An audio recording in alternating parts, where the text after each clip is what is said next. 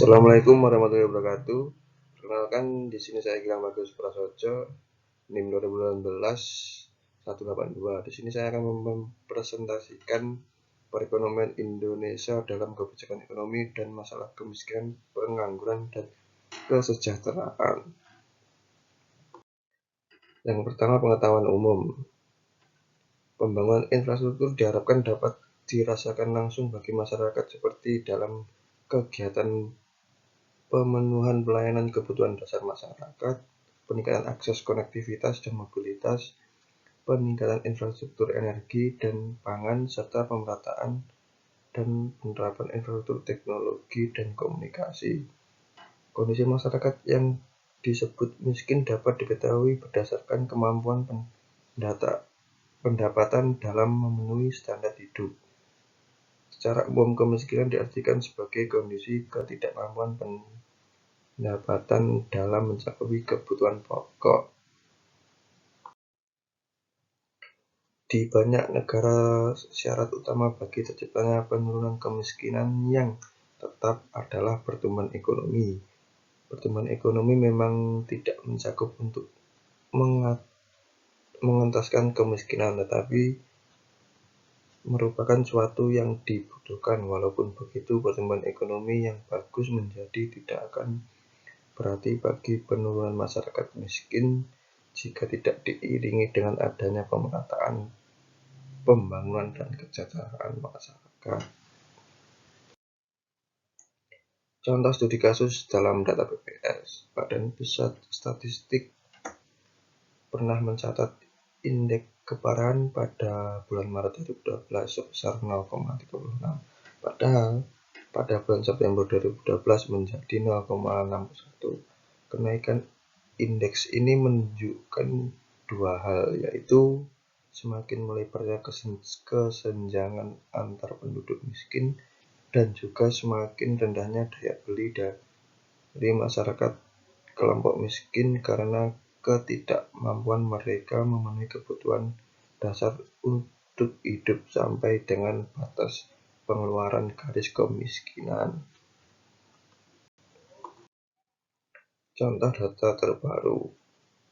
Persentase penduduk miskin pada Maret 2021 sebesar 10,14%, menurun 0,05% poin terhadap bulan September 2020 dan meningkat lagi sebesar 0,36% poin terhadap bulan Maret 2020. Jumlah penduduk miskin pada Maret 2021 sebesar 27,54 juta orang, menurun 0,1 juta orang terhadap September 2020 dan meningkat 1,12 juta orang terhadap Maret 2020. Persentase penduduk miskin perkotaan pada September 2020 sebesar 7,88%, naik menjadi 7,89% pada Maret 2021. Sementara persentase penduduk miskin pedesaan pada September 2020 sebesar 13,20%, turun menjadi 13,10% pada Maret 2021. Dibanding September 2020, jumlah penduduk miskin Maret 2021 di perkotaan naik sebanyak 138,1 ribu orang dari 12,04 juta orang pada September 2020 menjadi 12,18 juta orang pada Maret 2021. Sementara itu, pada periode yang sama, jumlah penduduk miskin pedesaan turun sebanyak 145,0 ribu orang dari 15,51 juta orang pada September 2020 menjadi 15,37 juta orang pada Maret 2021. Garis kemiskinan pada Maret 2021 tercatat sebesar 472,525 per kapita dan bisa dilihat pada tabel di samping.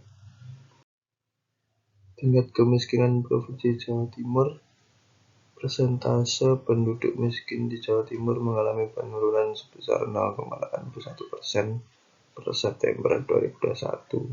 Persentase penduduk miskin perkotaan pada Maret 2021 sebesar 8,38%, turun menjadi 3,9% pada September 2021. Sementara persentase penduduk makin miskin pedesaan pada Maret 2021 sebesar 15,05%, turun menjadi 15,9% pada September 2021, dan bisa dilihat pada tabel di samping.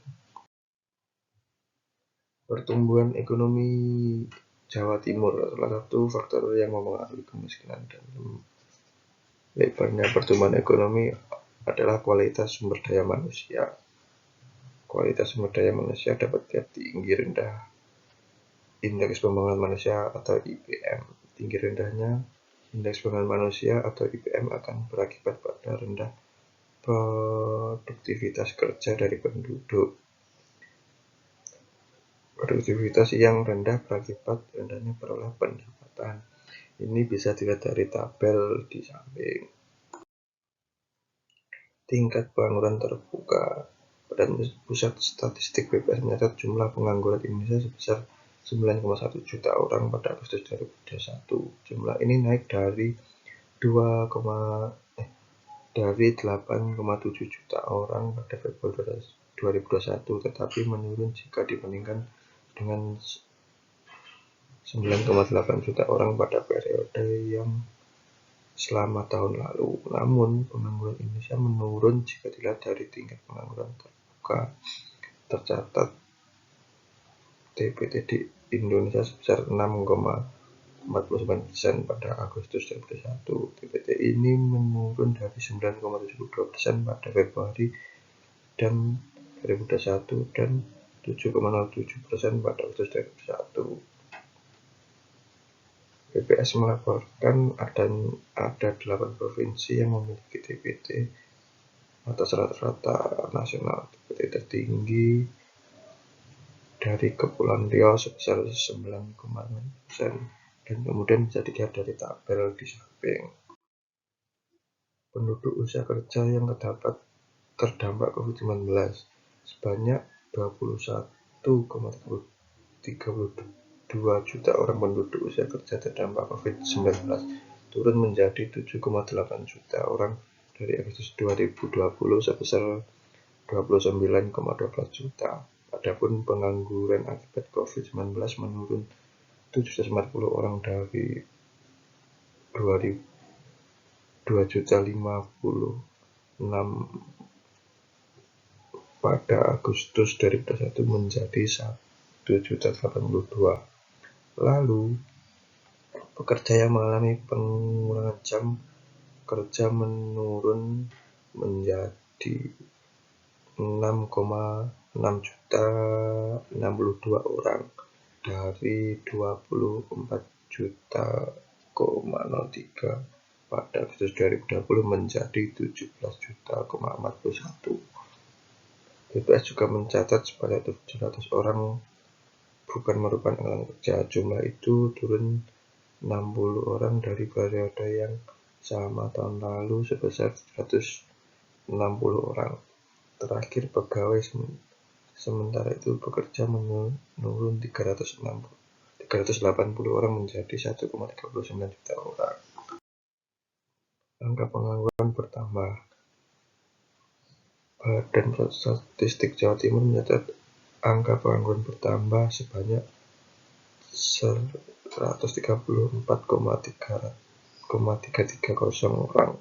Dengan demikian, secara total yang menganggur telah mencapai 1,28 juta orang sampai dengan Agustus 2021. Sedangkan penduduk usia kerja di Jatim pada Agustus 2021 sebanyak 21,04 juta orang dan naik sebanyak 7,040 orang dibandingkan Februari 2021. Berdasarkan data BPS Jawa Timur 21, pekerja pendidikan ke bawah sebanyak 42,58%, sementara yang berpendidikan tinggi yaitu diploma dan universitas sebanyak 2,27 juta orang atau 10%. Berdasarkan hasil survei Angkatan Kerja Nasional pada Agustus 2021, ada 38 pekerja di Jatim yang menyerap tenaga kerja paling banyak, di antaranya pertanian, kehutanan, dan perikanan sebesar 31,68%, disusul perdagangan besar dan eceran besar 19% dan industri pengolahan sebesar 15,12%. Persentase pengangguran naik. Berdasarkan data yang disajikan, dapat dilihat bahwa persentase pengangguran mengalami kenaikan setiap tahunnya selama 3 tahun ke belakang. Terdapat banyak kemungkinan yang mengakibatkan kenaikan angka pengangguran Jawa Timur, salah satunya pandemi yang terjadi selama kurang lebih 2 tahun ini. Dan sekian presentasi dari saya. Apabila ada salah kata, mohon maaf dan terima kasih.